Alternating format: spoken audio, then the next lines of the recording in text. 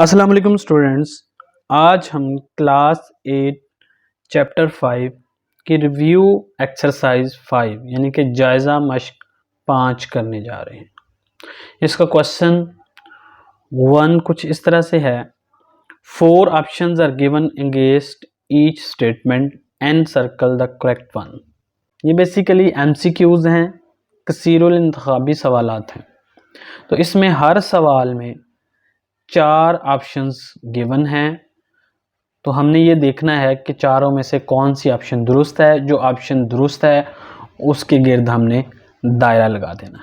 तो क्वेश्चन 1 का पहला पार्ट है 4x + 2y + 3z is an algebraic expression, equation, inequality, symbol. चूंकि हम पूरा चैप्टर कर चुके हैं तो ये बात बड़ी क्लियर है कि 4x + 2y + 3z ये एक अलजेब्रिक एक्सप्रेशन है। ये इक्वेशन भी नहीं है, इनइक्वालिटी भी नहीं है और सिंबल भी नहीं है। इक्वेशन में इक्वेशन का साइन होना ज़रूरी है, इनइक्वालिटी में हमारे पास ये वाला साइन या ये वाला साइन होना चाहिए। तो ये भी नहीं है और सिंबल भी नहीं है। तो इसमें जो फर्स्ट ऑप्शन है ए वो दुरुस्त है। क्वेश्चन नंबर 2 है the alphabet which can assume different value is called.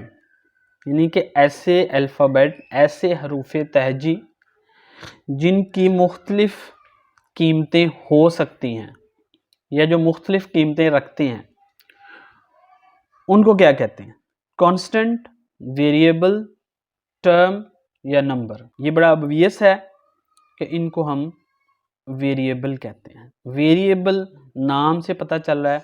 और अगर किसी स्टूडेंट्स ने वो फर्स्ट लेक्चर नहीं सुना तो उसमें बड़े क्लियरली और बड़े आसान अंदाज में मैंने डिफ़ाइन किया है कांस्टेंट को, वेरिएबल को, टर्म को, नंबर्स को, सब को डिफ़ाइन किया हुआ है। तो वो पहला लेक्चर देख सकते हैं। उस लेक्चर का लिंक आपको डिस्क्रिप्शन में मिल जाएगा। तो ऐसे अल्फ़ाबेट जो डिफरेंट, जो मुख्तलिफ कीमतें रखते हैं उनको हम वेरिएबल कहते हैं। तो इसमें ऑप्शन बी दुरुस्त है।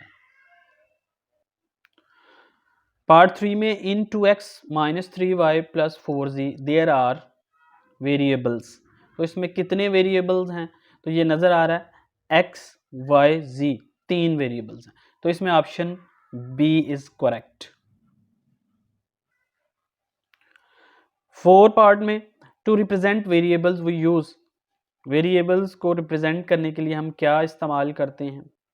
मुतगय्यर या मुतगय्यरात को ज़ाहिर करने के लिए हम क्या चीज़ इस्तेमाल करते हैं? ज़ाहिर है कोई ना कोई सिंबल, कुछ ना कुछ हम इस्तेमाल करते हैं। तो हम अल्फ़ाबेट्स इस्तेमाल करते हैं। जैसे x, y, z ये तीनों वेरिएबल्स हैं। x, y, z तो ये अल्फ़ाबेट्स हैं। t, u, v ये भी लिए जा सकते हैं। तो अल्फ़ाबेट्स हैं जिनको हम वेरिएबल्स को रिप्रेजेंट करने के लिए इस्तेमाल करते हैं। तो इसमें ऑप्शन सी करेक्ट है। An algebraic expression can contain numbers, variables and operations, number and operations, variables only या डी पार्ट है operations only। तो इसमें स्टूडेंट्स पहला ऑप्शन दुरुस्त है। नंबर्स भी होते हैं अलजेब्रिक एक्सप्रेशन में, अलजेब्रिक जुमले में, वेरिएबल्स भी होते हैं और ऑपरेशंस भी लाजमी होते हैं। तो ये ऑप्शन ए करेक्ट है। 6 पार्ट में 2x की power -2 is a polynomial, not a polynomial, a constant term and inequality. तो ये पोलिनोमियल तो नहीं है किसी सूरत में भी, क्योंकि x की पावर नेगेटिव आ गई है। तो पोलिनोमियल में वेरिएबल की पावर नेगेटिव नहीं आनी चाहिए। कांस्टेंट नंबर भी नहीं है क्योंकि वेरिएबल आ गया है। एंड इनइक्वालिटी भी नहीं है ये, क्योंकि उसमें ये वाला साइन होना चाहिए। तो एक ही ऑप्शन हमारे पास पीछे रह जाती है और वो है बी, नॉट अ पोलिनोमियल। तो यही दुरुस्त है। 7th पार्ट में इन 3x² + 2x - 1। 7th पार्ट में इन 3x² + 2x - 1 the degree of the polynomial is. यहाँ पे हमने इस पोलिनोमियल की डिग्री बतानी है। तो यहाँ पे 4 ऑप्शन हैं 1, 2, 3 एंड 4। तो स्टूडेंट्स पॉलिनोमियल की जो डिग्री होती है वो वेरिएबल की उसमें हाईएस्ट पावर होती है। तो यहाँ पे एक ही वेरिएबल यूज हुआ है x, तो इसकी हाईएस्ट पावर है 2। तो option B is correct. In a polynomial, the number multiplied with the variable is called a number, coefficient, index, constant। तो इसमें जो दुरुस्त ऑप्शन है वो कोफिशिएंट है, यानी कि B is a correct option. Variable से जो नंबर मल्टीप्लाई किया जाता है उसको हम कोफिशिएंट कहते हैं। फॉर एग्जांपल 3x, यहाँ पे x वेरिएबल है और इसके साथ 3 मैं मल्टीप्लाई कर रहा हूँ, तो ये 3 जो होगा वो कोफिशिएंट होगा। तो यही यहाँ पे पूछा गया है कि in a polynomial the number multiplied with the variable is called, तो ये कोफिशिएंट कहलाता है, अददी सर कहलाता है। तो ये ऑप्शन बी दुरुस्त है। 9th पार्ट में पॉलिनोमियल 3y स्क्वायर इज, ये पॉलिनोमियल है, ये बताना है कि ये लीनियर है, क्वाड्रेटिक है, क्यूबिक है, बाई क्वाड्रेटिक है। इसकी डिग्री से हमें पता चलेगा कि ये कौन सी है। तो इसकी डिग्री 2 है, तो जिसकी डिग्री 2 होगी उसको हम क्वाड्रेटिक कहते हैं या 2 दर्जी कसी रकमी कहते हैं। तो ये ऑप्शन बी दुरुस्त है। आखिरी एमसीक्यूज इसका, by quadratic algebraic expression is a polynomial of degree 1, 2, 3, 4। By quadratic, ये नाम से पता चल रहा है, तो बाई क्वाड्रेटिक 4 को कहते हैं। तो यहाँ पे option D is correct. Question number 2 है students, indicate polynomial and there degree in the following table.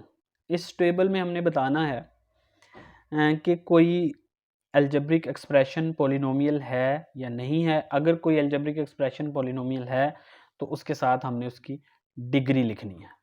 तो सबसे पहला अलजेब्रिक एक्सप्रेशन देखते हैं हम, 2.3 प्लस 1.2x। यहाँ पे देखें स्टूडेंट्स, एक ही वेरिएबल यूज हुआ है और वो x है।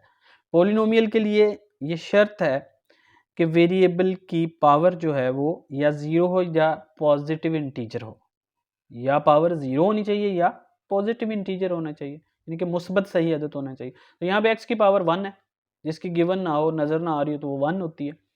तो ये एक पॉलिनोमियल है। तो यहाँ पे हम इसको टिक भी कर सकते हैं और यस भी लिख सकते हैं।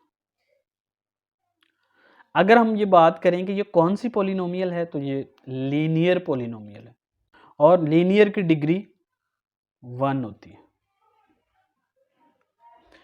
दूसरी में देखें के स्क्वेयर प्लस 5k की पावर -1 प्लस 6। तो यहाँ पे वेरिएबल जो यूज हुआ है वो k है, यहाँ पे k की पावर पॉजिटिव है और यहाँ पे k की पावर माइनस आ गई है। तो ये एक पॉलिनोमियल नहीं है, नो। और अगर ये पॉलिनोमियल ही नहीं है तो फिर हम इसकी डिग्री कोई नहीं लिख सकते। थर्ड, यहाँ पे स्टूडेंट सिर्फ एक ही टर्म नज़र आ रही है और वो है -9। यहाँ पे सिर्फ ये कांस्टेंट टर्म आपको नज़र आ रही है, तो ये भी पॉलिनोमियल होती है, तो इसको हम बोलते हैं कांस्टेंट पॉलिनोमियल। तो ये भी पॉलिनोमियल है, यस। आखिरी जो है इसमें है 2c4 प्लस 5b प्लस 6/7। तो यहाँ पे एक c वेरिएबल यूज हुआ है और एक b, तो दोनों की पावर पॉजिटिव है, तो ये एक पॉलिनोमियल है, यस। कौन सी पॉलिनोमियल है ये? अगर नाम भी बताना हो तो ये बाई क्वाड्रेटिक है। इसकी डिग्री क्या है? 4। तो ये स्टूडेंट क्वेश्चन 2 था। अगर आप इस चैनल पर नए हैं तो इस चैनल को सब्सक्राइब करना मत भूलिएगा और बेल के आइकन को भी प्रेस कर दीजिएगा। स्टूडेंट्स, इसमें जो हमने टर्म्स यूज़ की हैं, अगर कोई स्टूडेंट इस चैनल पर इस वीडियो में आता है तो उसके लिए ये ज़रूरी है कि वो पिछली तमाम वीडियोस देखें। अगर सारी नहीं देखनी तो स्पेशली वो वाली वीडियोस ज़रूर देखें जिसमें हमने इन बेसिक्स को डिफ़ाइन किया है, जिसमें कोफिशिएंट को डिफ़ाइन किया है, पावर को डिफ़ाइन किया है, इंडेक्स को डिफ़ाइन किया है, टर्म्स को डिफ़ाइन किया है। तो वो वाली वीडियो जाके आप चैनल पर ज़रूर देख सकते हैं। डिस्क्रिप्शन में भी मैं इसका लिंक दे दूँगा। Thank you for watching.